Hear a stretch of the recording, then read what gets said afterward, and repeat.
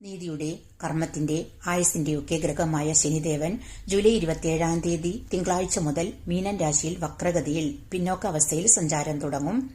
December 10 വരെ വക്രഗതിയിലാണ് പിന്നെ ശനി. അതിൽ ജൂലൈ 27 മുതൽ ഒക്ടോബർ 10 വരെ മീനൻ രാശിയിലുള്ള രേവതി നക്ഷത്രത്തിൽ വക്രഗതിയിലും, പിന്നെ ഒക്ടോബർ 10 മുതൽ ഡിസംബർ 10 വരെയുള്ള സമയം ഉത്രട്ടാതി നക്ഷത്രത്തിലുമാണ് ശനിയുടെ വക്രഗതി. അതിനുശേഷം ഡിസംബർ 11 മുതൽ നേർരേഖയിൽ സഞ്ചാരം തുടങ്ങും ശനിയുടെ.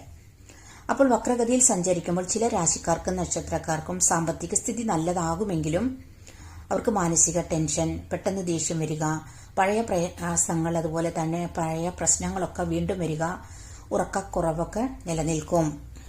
എന്നാൽ മറ്റു ചില രാശിക്കാർക്ക് ശനിയുടെ വക്രഗതി അവർക്ക് ഇതുവരെ ഉണ്ടായ തടസ്സങ്ങൾ, പ്രശ്നങ്ങളൊക്കെ കുറയും. ദാമ്പത്യത്തിലുള്ള ടെൻഷൻ, അതുപോലെ തൊഴിൽഫലമായി നിലനിൽക്കുന്ന ടെൻഷനൊക്കെ മാറിക്കിട്ടും. പുതിയ തൊഴിലവസരങ്ങൾ, അതുപോലെ മുടങ്ങിയ ജോലിയൊക്കെ പൂർത്തീകരിക്കാനായിട്ട് സാധിക്കും. സാമ്പത്തിക സ്ഥിതി മെച്ചപ്പെടും.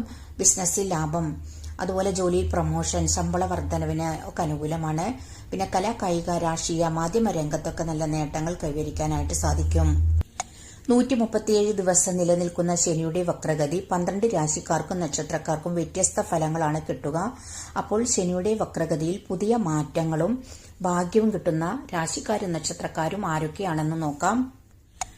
മേടൻ രാശിക്കാരായ അശ്വതി, ഭരണി, കാർത്തിക നക്ഷത്രക്കാർ, മിഥുനൻ രാശിക്കാരായ മകീരം, തിരുവാതിര, പുണർന്ന നക്ഷത്രക്കാർ, ചിങ്ങൻ രാശിക്കാരായ മകം, പൂരം, ഉത്ര നക്ഷത്രക്കാർ, കന്നി രാശിക്കാരായ ഉത്രം, അത്തം, ചിത്തിര നക്ഷത്രക്കാർ, ധനു രാശിക്കാരായ മൂലം, പൂരാടം, ഉത്രാട നക്ഷത്രക്കാർ, കുംഭൻ രാശിക്കാരായ അവിട്ടം, ചതയം, പുരോരുറ്റാതി നക്ഷത്രക്കാർ, മീനൻ രാശിക്കാരായ പുരോരുറ്റാതി, ഉത്രട്ടാതി, രേവതി നക്ഷത്രക്കാർ. ഇത്രയുമാണ് ഈ വീഡിയോയിൽ ഉൾപ്പെടുത്തിയിരിക്കുന്നത്. വീഡിയോ സബ്സ്ക്രൈബ് ചെയ്യാനും ലൈക്ക് ചെയ്യാനും കമന്റ് ചെയ്യാനും മറക്കരുത്. താങ്ക്